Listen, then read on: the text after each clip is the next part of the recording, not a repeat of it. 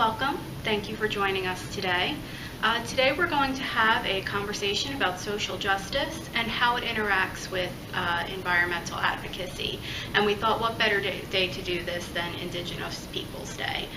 Because as we will learn through our discussion today, frontline communities such as Indigenous peoples and members of the global majority tend to be the ones that are most disproportionately impacted by environmental degradation. So my name is Margaret Stewart. I'm the director of the Center for Earth Jurisprudence here at Barry University School of Law. And I'm just going to give a very brief intro into what environmental justice is, and then I'm going to turn the floor over to Professor Nadia Ahmad. So what is environmental justice, and how does it differ from our garden variety environmental law? Well, the EPA's definition of environmental justice is the fair treatment and meaningful involvement of all people, regardless of race, color, national origin, or income, with respect to the development, implementation, and enforcement of environmental laws, regulations, and policies. EPA has this goal for all communities and persons across the nation. It will be achieved when everyone enjoys the same degree of protection from environmental and health hazards and equal access to the decision-making process to have a healthy environment in which to live, learn, and work. So environmental justice advocates have made three big criticisms on what they call mainstream environmental law. So first is that it doesn't speak to how environmental harms and benefits are distributed, which is especially important when distribution follows lines of poverty and race. This criticism comes mostly from the grassroots fights that have produced the overall environmental justice movement. And these fights about decisions to place, garbage dumps and toxic waste sites, incinerators, and power plants in neighbors where disproportionately poor and non-white people live. The environmental statutes of the 1970s did accomplish many things. However, they didn't do much to prohibit these disproportionate impacts. So second, environmental justice critics challenge this mainstream environmental idea of what the environmental problems are in the first place. So they say that it's focused on things like the beautiful outdoors, and it has this anti-urban bias to it. And that it isn't engaged enough with artificial human environments like neighborhoods and workplaces. The environments that we care about tend to be the places where we live, work, learn, and play, right? So whether they are natural or artificially built. And while the more prosperous people tend to take clean and safe living spaces for granted, and be able to, they have this ability to escape those areas and go into the wild where they feel more ecological or more natural. Poor people often have very little choice but to spend their lives in these compromised artificial environments. So that's one of the criticisms of it, is that it has this idea of the other, the natural, and that's what we're protecting, and we're not taking into account enough the places where we live, learn, work, and play. So third, critics say that mainstream environmentalism overvalues sort of elite forms of advocacy, like litigation and high-level lobbying, and it doesn't make enough room for popular engagement. So it creates a movement for more professionals, the experts, the lawyers, the economists, the ecologists, who tend to have very limited interaction and don't do as much to empower the local frontline communities and the people who live with the most severe environmental problems. Again, think frontline communities, think grassroots movements. There's a bit of a disconnect between what we have to work with, legally speaking, and what's actually being done on the front lines. So that takes us to, who experiences these disparate impacts? Well, first are minority populations, or as we prefer to say, the members of the global majority. And that sort of goes off that whole elitist conversation from above. We are, tend to be familiar with the idea of NIMBY, or not in my backyard movement. Well, that's really transferred into what's now called this locally unwanted land uses, or LULUs, from middle-class neighborhoods to poor communities that tend to have larger minority populations. Therefore, these vulnerable communities with fewer political opportunities are more often exposed to hazardous wastes and toxins. This has resulted in the PIMBY, or PIMBY, which is places in minority backyards. So we see how we have this disparate and unfair shift of the environmental problems, and that's where environmental justice comes in to try and even out this playing field a bit. And this really only takes into account the current populations, but what about future generations? You know, who's speaking for them? In many countries, we are seeing youth plaintiffs taking on their governments and large corporations to preserve their environment, not only for themselves, but also for future generations to come. I urge you to follow the Our Children's Trust litigation happening here in the United States. There's also a wonderful case happening in Colombia at the moment.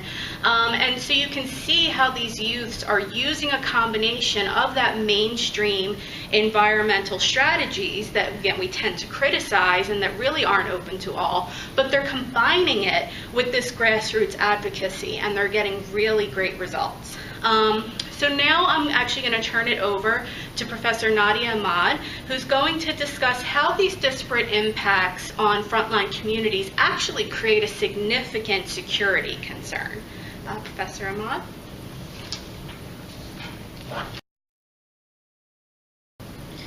Good afternoon. Today I wanted to speak about how environmental security is really linked to national security. And I'm going to speak specifically about three countries, as looking at the United States through the context of Puerto Rico, Pakistan, and the Philippines. When we think of environmental justice, we think of what happened in Warren County, North Carolina. And, however, the idea of environmental justice dates back centuries, and it goes back to the idea of when you had indigenous populations that were removed from their land by the settlers, when you had slave populations that were enduring harsh working conditions, and when you had Chinese Americans working on the railroad back west, and they were enduring harsh working conditions as well, along with problems of air quality. And so back last fall, U.S. Senator Cory Booker introduced a bill seeking to protect low-income and minority communities, along with indigenous groups, from environmental threats. His bill would mandate federal agencies to fortify legal protections and take action through the permitting process for environmental justice. This bill follows up from what was put forward by President Bill Clinton back in 1994 through his executive order, when he had directed federal agencies to incorporate achieving environmental justice into their mission. And at the time, it was written in accordance with the Title VI of the Civil Rights Act of 1964. Each federal agency shall ensure that all programs or activities receive federal financial assistance that affect human health or the environment, do not directly or through contractual or other arrangements use criteria, methods, or practices that discriminate on the basis of race, color, or natural origin in any program or activity. And so this particular executive order directs federal agencies to identify problems and address issues that require the fair treatment and meaningful involvement of all people. And so the EPA has, in complying with this executive order 12898, has sought to ensure its programs are funded and that they do not disproportionately have a high adverse human health and environmental impacts on minority, low-income populations, along with indigenous groups. And this bill also follows up the work of President George H.W. Bush, along with President John F. Kennedy, who was a primary proponent of environmental justice. He said that simple justice requires that public funds to which all taxpayers of all races contribute not be spent in the fashion that encourages, entrenches, and subsidizes or results in racial discrimination. So from there, I wanted to shift the discussion to U.S. National security issues. The three primary strategies for U.S. national security include furnishing a historical response to past strategic structure, delineating the interests of the United States, and analyzing the threats of the United States and the means to achieve those objectives. So right now, as I am speaking, we have a hurricane that is brewing, Hurricane Michael. And this hurricane presents a national security threat. And that is since it is what is known as a rapid onset water hazard event. And so my research looks at how environmental security, environmental justice, and these rapid onset water hazard events are really able to show how access to energy and having a diversity within the energy portfolio is very critical, especially in response to extreme weather events. And access to energy impacts minority, low-income, and indigenous groups, and the ways that they handle natural disasters, which are exacerbated by ongoing climate change. So my work anticipates the ability of these communities to respond, but also how efforts at resiliency that are put forward by the government and private corporate actors can be improved in light of these water hazard events, especially in the global south. And I am looking, in this case, at Puerto Rico, Pakistan, and the Philippines, all three of which are strategic U.S. military installations for the U.S. Department of Defense. And frontline coastal communities are most vulnerable to water hazards and the impacts of climate change. And what I look at to see is what are the specific methods that are done for climate change adaptation, and how energy access impacts the response to catastrophic water hazard events. The United Nations has put forward a disaster risk reduction modality, and this is to follow up on trying to understand what goes on to understand this concept of disaster risk, to improve its governance systems, and then invest in these resilient systems. And to really reinforce this idea of we have to build back better, in the sense that we don't just reconstruct after a natural disaster, but that we build in a better situation. And so what the United Nations does is they look at how these vulnerability impacts are created in the sense of how they form hazards and disasters. And of the ones that are listed up here, I'm going to look specifically at the availability and readiness of emergency infrastructure, because that is very critical for minority communities as well as low-income communities, because those who are poor and don't have access to evacuation are really put in harm's way.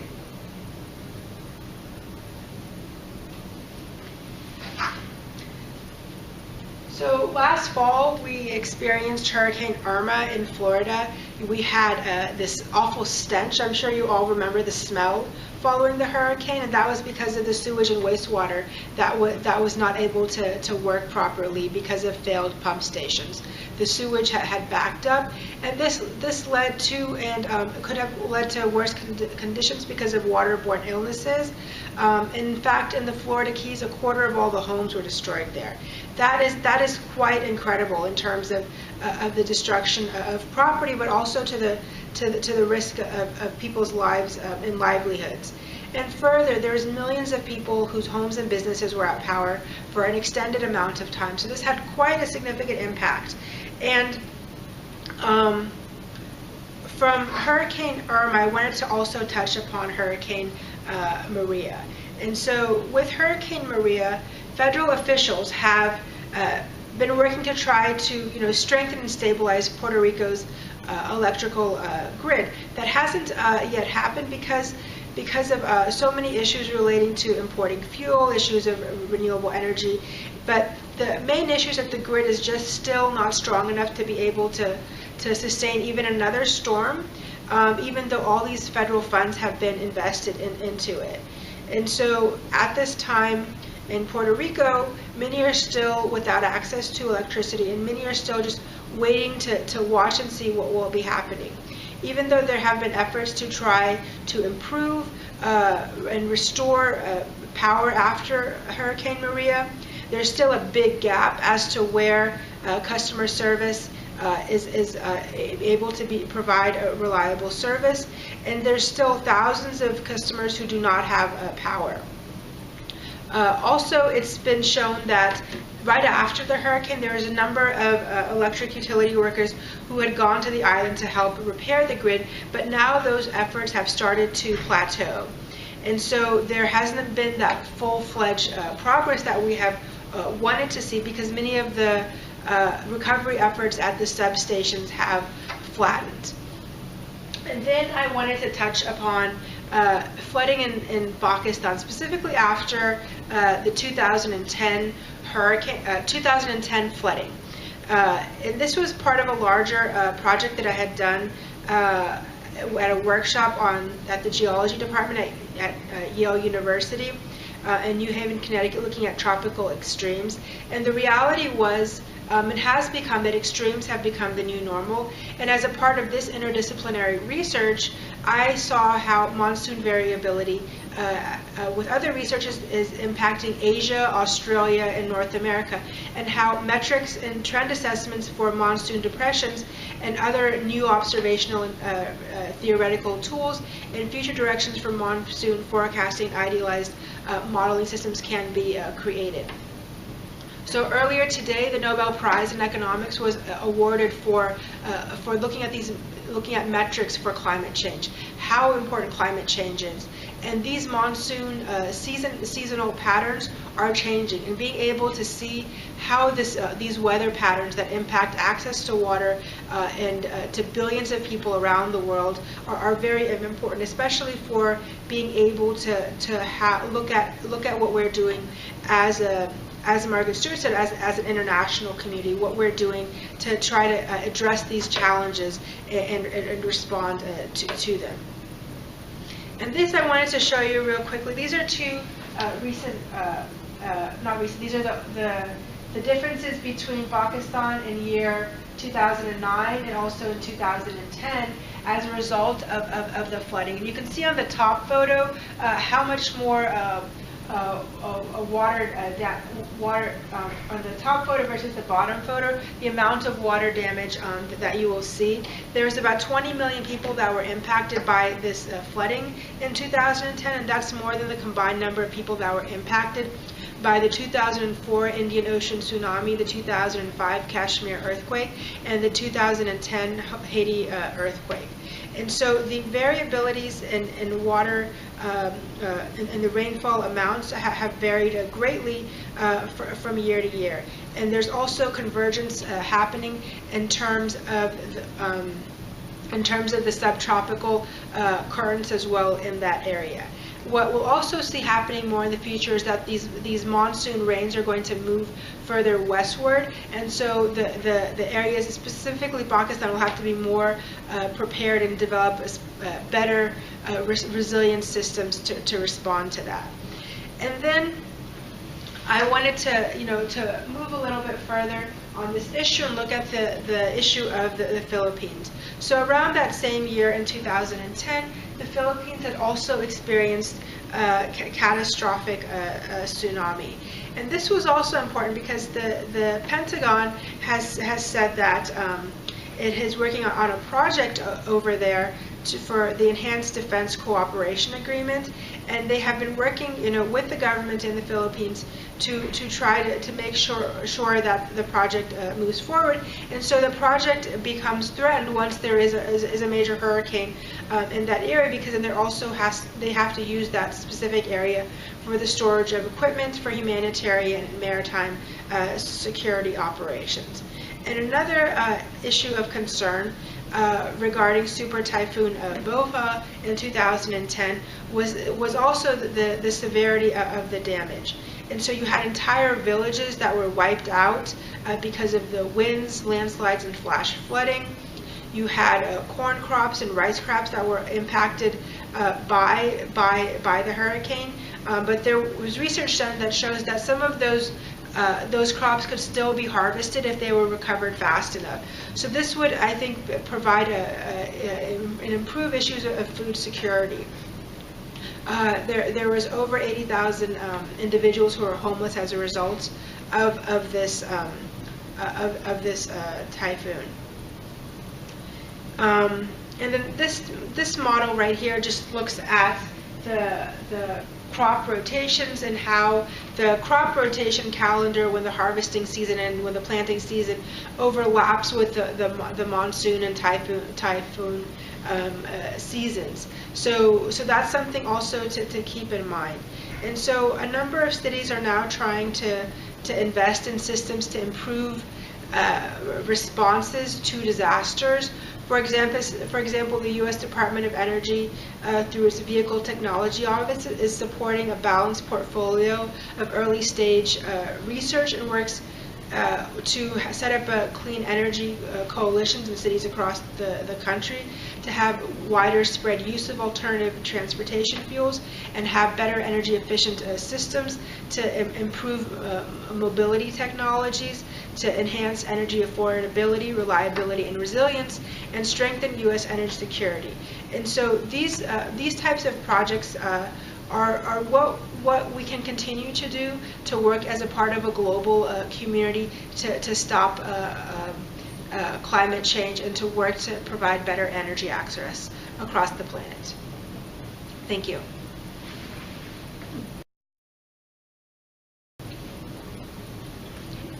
Well, thank you very much for that. That was very informative and helpful. I did have a few questions based. So you talked about the Build Back Better program. I believe that was under the UN's disasters, but yeah.